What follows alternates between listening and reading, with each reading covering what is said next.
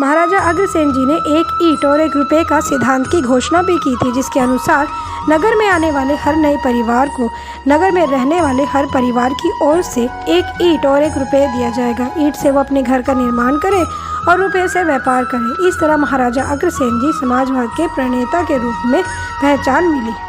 जीवन के अंतिम क्षणों में इन्होंने अपना सारा कार्यभार ज्येष्ठ पुत्र विभु को सौंप दिया और स्वयं वन चले गए। इन्होंने लगभग 100 वर्षों तक शासन किया।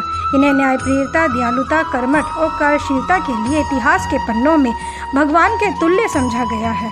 महाराजा अग्रसेन ने अपने विचारों एवं कर्मठता के बल पर समाज में एक नई दिशा दी। इसीलिए भारत सरकार ने 24 सितंबर 1976 को सम्मान के रूप में 25 पैसे की टिकट पर महाराजा अग्रसेन की आकृति डलवाई थी।